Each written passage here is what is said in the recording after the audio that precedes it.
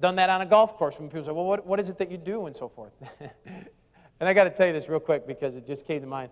I was playing golf not too long ago with three great big business owners. I went to a business golf outing and everything, and we introduced ourselves as this guy from manufacturing. These guys own three businesses. The smallest of the ones was 180 employees. And I said, I'm Pat with, I have a communications business. So we're out playing golf and everything, and these guys got their pagers on, their cell phones on and everything.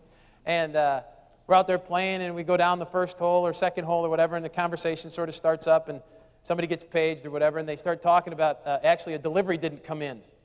And they started talking about delivery problems and challenges that all three of them had. And they said, Pat, do you have any delivery problems? I said, no. I don't have any delivery problems at all. And they said, oh, okay, in the communications business and everything, we played a little bit further, and all of a sudden somebody gets another page or call or something. These guys are, I'm sort of laid back anyway, but these guys were like wired tight. And they had all these things on, and we were supposed to be playing golf, to get relaxed or whatever. And so I'm strolling along, and then somebody gets a page by somebody, and they said they had an employee challenge. Somebody didn't show up or something. And then they started talking employees.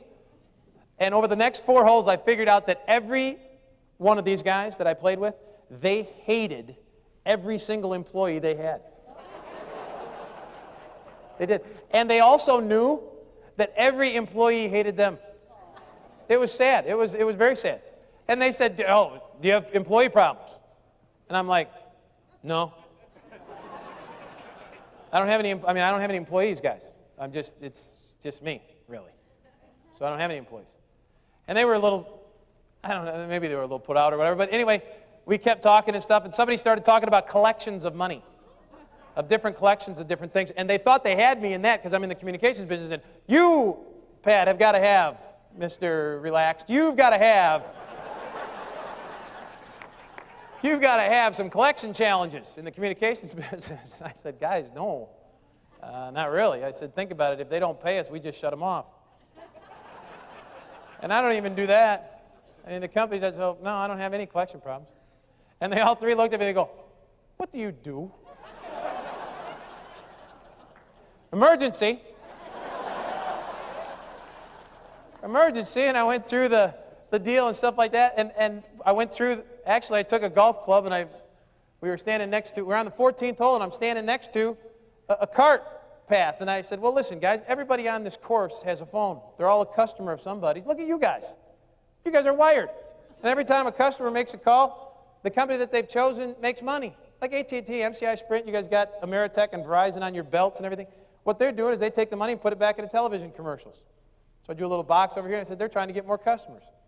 I work with a company called Excel. Not sure if you ever heard of them before or not, but Excel creates an atmosphere where they have customers who use services. Excel makes the money, but they give it back to you, or me in this case, because I'm an independent representative, to try to get more customers or to get other people to gather more customers, and they give me an opportunity as an individual to get put into a multi-billion-dollar revenue stream, and I'm fired up about it. I'm excited about it. That's what I do.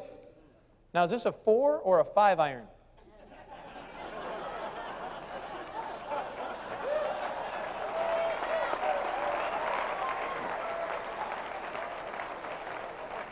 I said, how long have you been doing that? What's going on? How do you get paid on that? So you get paid every time somebody makes a call? And I said, well, guys, we really don't have time right now, but we should get together. I'll get you your cards and stuff, and I'll get you some information. And they said, well, we got time. There's people on the green. Don't hit yet. Emergency is right. Guys, you know what? This thing it's 90% visual. I can't show it to you here, but I'd love to get you some information. Love to get you some materials. I'll get your cards and everything when we leave. Fair enough? Now, 4 or 5 iron. And they told me a 4 iron, and I said, oh, thank goodness we're done with that. And then I went back through the process, and unfortunately, all 3 of those guys, you know what's amazing to me? All 3 of those guys, none of them got in the business. They didn't see it. They didn't understand, and I don't really think they approved of it.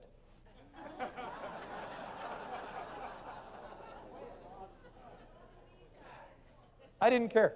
All right. I didn't care because I looked at their life and I'm going, what do you mean? What don't you approve of? Yeah. I don't get this. We offer free, in my mind's eye, we offer big money and free time. Which one of those bothers you the most? And that's the opportunity. So anyway, it's not right for everybody, and you can do everything right and still have nothing.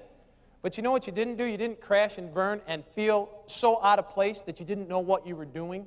At least you had a plan. I'm not worried about you. I'm worried about that newer person who doesn't know what that next step is and the logical progression of what do I do next. So if, in fact, they fall out, they sort of know where they did, and they just go ahead and start over and do it again and do it again.